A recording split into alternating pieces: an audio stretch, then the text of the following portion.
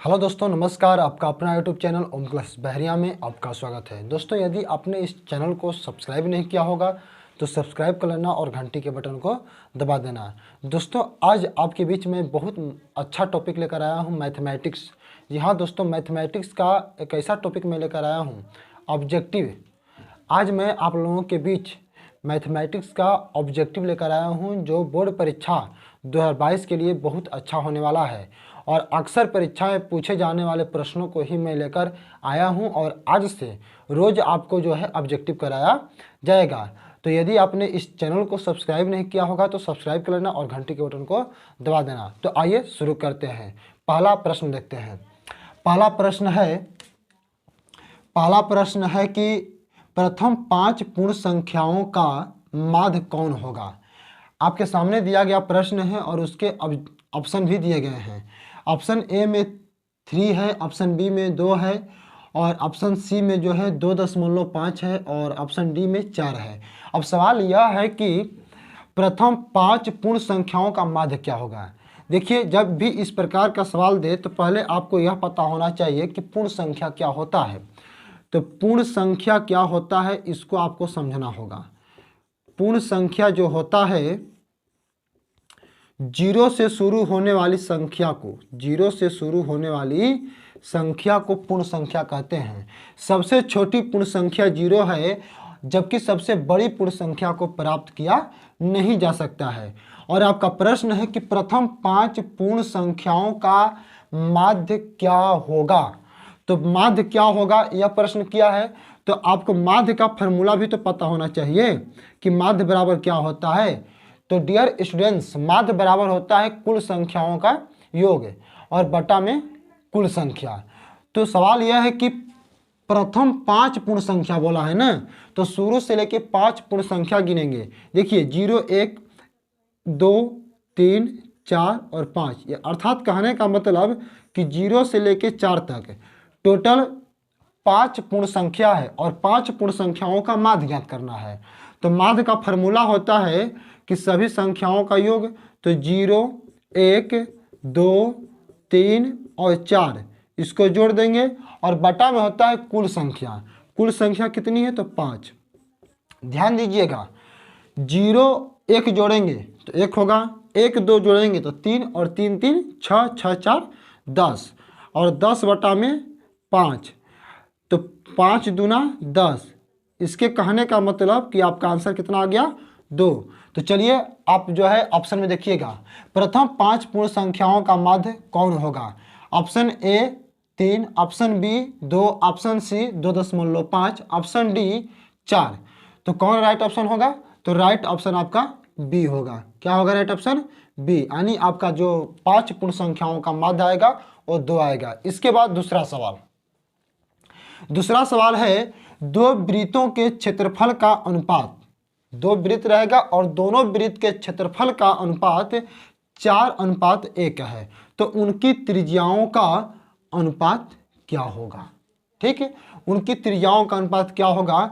Option A में है 4:1, option B में है 2:1 और ऑप्शन सी में है 1:2 और ऑप्शन डी में है 1:4। तो चलिए इसको बनाकर चेक करते हैं। देखिए, ऑब्जेक्टिव मैं आपका करा रहा हूं जरूर, लेकिन इसके साथ ही साथ आप थ्योरी को भी समझिएगा, क्योंकि जब तक आपको थ्योरी नहीं मालूम रहेगा, फार्मूला नहीं मालूम रहेगा, ऑब्जेक्टिव का जो सवाल है मैथ का वो आप नहीं बना सकते हैं। इसलिए कॉपी कलम निकाल लीजिए और मेरे साथ ही आप भी प्रैक्टिस करते चलिए। तो आइए दूसरे प्रश्न को बनाकर चेक करते हैं कि राइट ऑप्शन कौन होगा।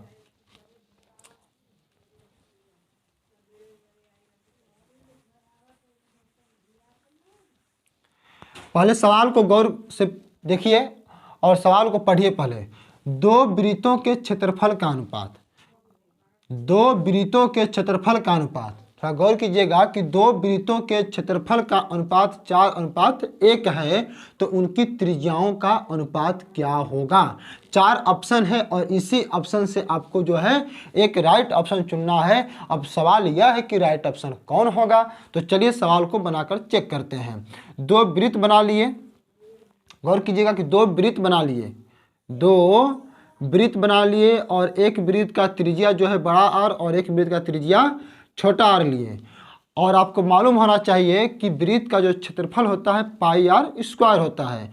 तो दो वृत्त का अनुपात, क्षेत्रफल का अनुपात हो गया कितना है, तो 4:1। यहाँ से पाई और पाई कैंसिल हो जाएगा, पाई और पाई कैंसिल हो जाएगा। देखिए अनुपात को इस प्रकार लिख सकते हैं, यहाँ पे आर अनुपात छोटा आर का स्क्वायर बराबर 4:1 आएगा।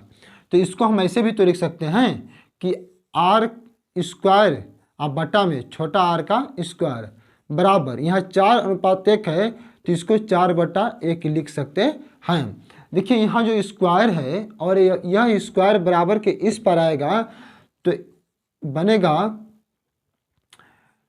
√4, और नीचे वाले आर का भी स्क्वायर इस पर करेंगे तो बनेगा √1, अर्थात 2/1। जब इसको अनुपातिक मान के रूप में लिखेंगे तो R/R बराबर 2:1, अर्थात राइट ऑप्शन कौन होगा आपका, तो 2:1 जो है आपका राइट ऑप्शन होगा। तो चेक कीजिए कि ऑप्शन में कौन आपका ऑप्शन सही है।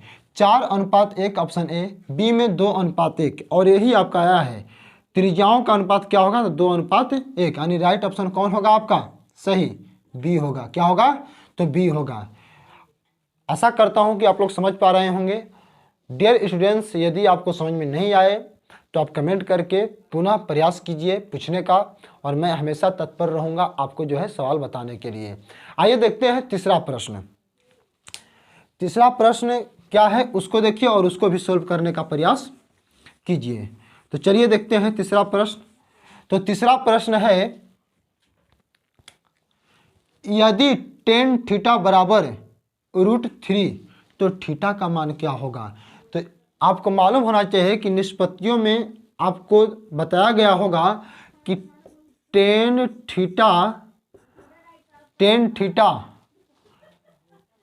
थीटा बराबर √3, तो बोल रहा है कि थीटा का मान क्या होगा। तो आपको मालूम होना चाहिए कि tan 60 डिग्री का मान होता है √3, अर्थात आपका राइट ऑप्शन कौन होगा, 60 डिग्री। तो देखिएगा कि यदि tan थीटा बराबर √3 दिया हो तो, और उस समय थीटा का मान पूछे तो आपको निष्पत्तियों का मान याद होना चाहिए डिग्री में। तो √3 किसका मान होता है, 90 का, tan 90 का मान होता है कि tan 45 का मान होता है कि tan 60 का मान होता है कि tan 30 का मान होता है। तो tan 60 का मान होता है √3, राइट ऑप्शन आपका सी होगा। उसके बाद चौथा प्रश्न है cos 60 डिग्री + 1 cos 60 डिग्री -1 का मान क्या होगा। 4 ऑप्शन में से एक ऑप्शन आपको चूज करना है कि कौन सा राइट ऑप्शन होगा। तो सबसे पहले आपको पता कौन होगा, तो cos 60 degree + 1 cos 60 degree -1। cos 60 degree का मान होता है 1/2 + 1 बटा में पुनः cos 60 डिग्री का मान हो जाएगा 1/2 - 1। चलिए इसको सोल्व करते हैं। जिस संख्या के नीचे कुछ नहीं होता है वहाँ पर पूरे मन से 1 रख लेते हैं।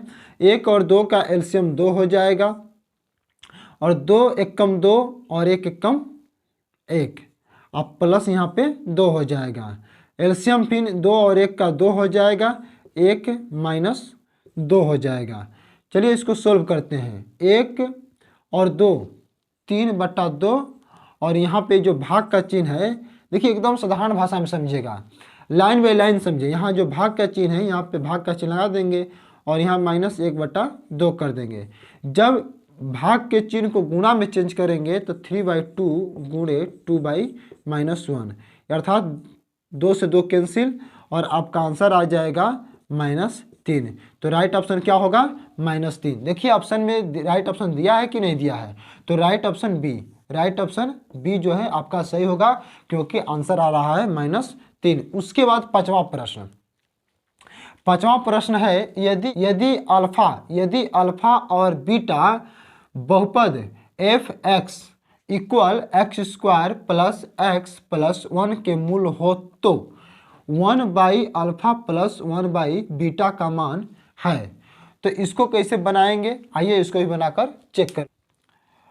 तो सबसे पहले आपको देखना होगा कि आपका सवाल क्या है। बहुपद आपका है एफ एक्स बराबर हो जाएगा x square plus x plus 1।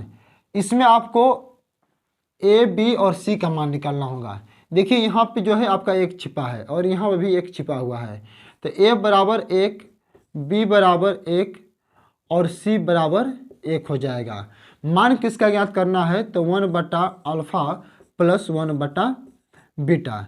देखिए इसको जब सोल्व करेंगे हम ना, तो अल्फ़ा इंटू बीटा इसका एलसीएम हो जाएगा और अल्फ़ा से भाग करेंगे अल्फ़ा इंटू बीटा में, तो केवल बीटा बचेगा और प्लस यहाँ पे अल्फ़ा बचेगा, राइट।